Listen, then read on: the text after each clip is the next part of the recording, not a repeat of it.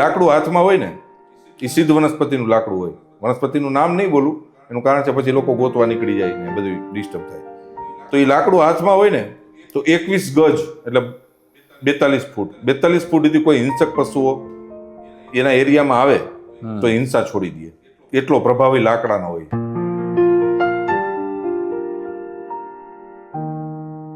કે આપણે અત્યારે પાયાની ચર્ચા કરી રહ્યા છે રસશાસ્ત્ર વિશેની. આપણે ચર્ચા એટલા માટે કે ખાલી સામાન્ય માણસને એક આ રસશાસ્ત્ર વિશે એકનું જ્ઞાન પ્રાપ્ત થાય. ઓકે.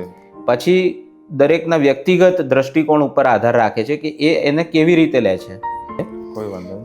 રસશાસ્ત્રનો આધાર આયુર્વેદ સાથે કેવી રીતે જોડાયેલો છે? એકચ્યુઅલી રસશાસ્ત્ર અને આયુર્વેદ એ એક જ સિક્કાની બે પલ્લું છે.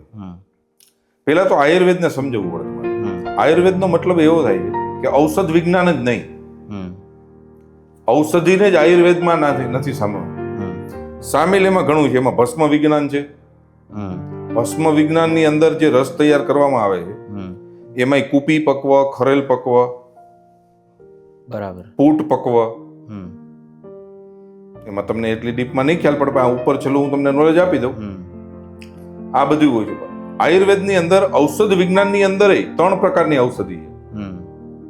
સામાન્ય આપણે જોઈએ છીએ એ વનસ્પતિ ઔષધ વિજ્ઞાનમાં કામ આવે કે જે રોગ મટાડવામાં કામ આવે.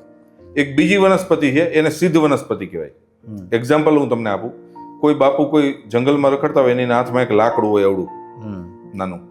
એ લાકડું હાથમાં હોય ને એ સિદ્ધ વનસ્પતિનું લાકડું હોય. વનસ્પતિનું નામ નહીં બોલું, એનું કારણ છે પછી લોકો ગોતવા નીકળી જાય ને બધું ડિસ્ટર્બ થાય. તો એ લાકડું હાથમાં હોય ને તો 21 ગજ એટલે 42 ફૂટ 42 ફૂટથી કોઈ હિંસક પશુઓ એના એરિયામાં આવે તો હિંસા છોડી દે, એટલો પ્રભાવી લાકડાનો હોય. એટલે જ્યાં ધ્યાન કે કઈ એને પોતાની ક્રિયા કરવી હોય ત્યાં બાજુમાં એ લાકડું રાખે એટલે હિંસક પશુ દૂર જ રહે, અથવા તો નજીક આવે તો હિંસા વૃત્તિ છોડી દે. એ સિદ્ધ વનસ્પતિ. રુદ્રાક્ષ એ એક સિદ્ધ વનસ્પતિમાં ગણતરી. એનો એક પ્રભાવ હોય, ઓરા હોય.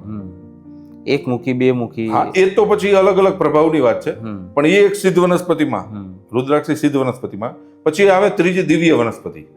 હવે દિવ્ય વનસ્પતિ એક એવી ચીજ છે ને કે નરી આંખે જોઈ શકાતી નથી. અને મેં જે ગુરુ મહારાજ પાસે અને સિદ્ધો પાસે અને સારા સંતો પાસે, સાધુઓ પાસે સાંભળ્યું છે એ જ વાત તમને કરું. મેં જોઈ નથી કે એ આહવાનથી જ પ્રગટ થાય. કે એના એક સ્પેશિયલ મંત્રો હોય છે અને સાધના હોય છે વનદેવીની, અને એ એનું આહવાન કરે તો એની સામે પ્રગટ થાય છે.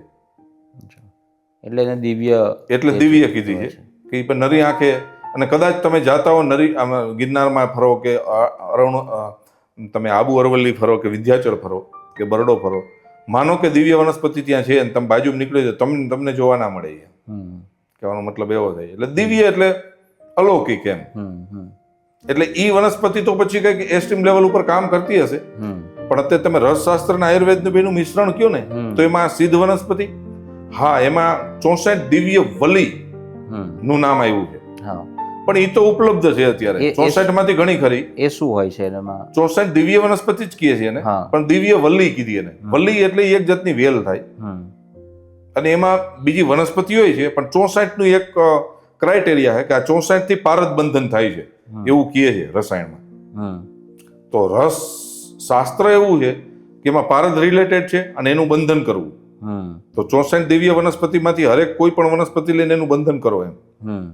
પણ મારો જ્યાં સુધી અનુભવ છે નાનો મોટો ત્યાં સુધી તો 64 માંથી મેં લગભગ 25-30 ને ટ્રાય કરી, પણ ક્યાંય ભારત બંધન થયું નથી. એટલે કહેવાનો મતલબ એ વસ્તુ ખોટી નથી શાસ્ત્રોની, આપણી આવડત નથી, અથવા તો આપણે કાંઈક એવું નોલેજ ખૂટે છે કે આજે આપણે એ ક્રિયા પૂરી કરી શક્યા નથી.